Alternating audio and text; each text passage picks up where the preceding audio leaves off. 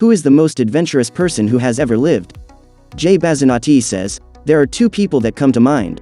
Richard Burton, the famous explorer, not the actor, who traveled the world and had many amazing adventures for the glory of the British Empire. He traveled the world, sought the source of the Nile, explored with Livingstone, surveyed and battled with natives. Unknown to many, he translated the Kama Sutra and the 1001 Arabian Nights into English, which were considered pornography in his time. He was a linguist and soldier, he was a surveyor and author. About him was written by the Sufis, do what thy manhood bids thee do, from none but self expect applause. He noblest lives and noblest dies, who makes and keeps his self-made laws. Ernest Shackleton, of Endurance fame. In a tie I would pick Shackleton because he lead the Endurance team for a few years, trapped in ice, sought rescue in an open boat during winter over 1,000 miles of stormy ocean, crossed a rocky island to a whaling station with nothing but an axe and a length of rope and 2 friends, and didn't lose a single man. Then, after being rescued, he set out to do it again. The runner-up in my opinion is Charles Lightoller, the highest-ranking officer to survive the Titanic. That was just one of his amazing adventures.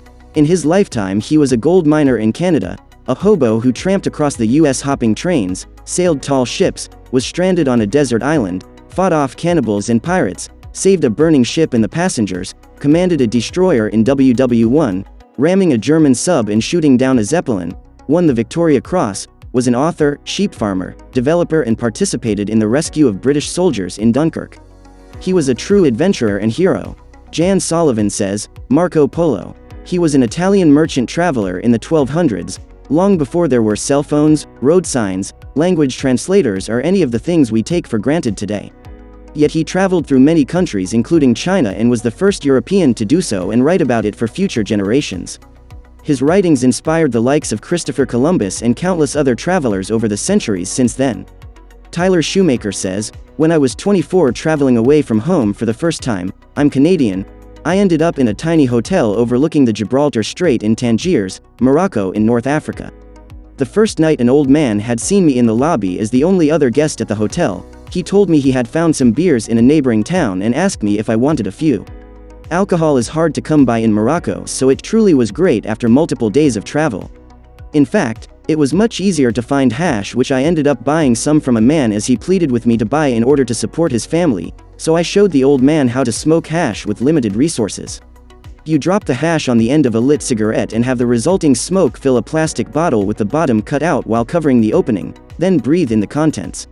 Anyway, I ended up learning that he had been traveling for over 40 years. He was in his 60s and had left home from the US as a hippie when he was a teenager. Originally he had planned on spending the summer traveling, but he just didn't stop, and has spent his entire life on the road. He was successful as well, and told me about how he had a wife in Thailand because he was considered rich in the country, so that was his home base. I'll never forget that guy. He was truly the most adventurous man I've met to this day, and he made my little 3-month trip to Europe seem like a short vacation compared to his ongoing adventure. He's made me revolve my life around traveling when I can. I hope to spend another 3 to 4 months traveling in 2017.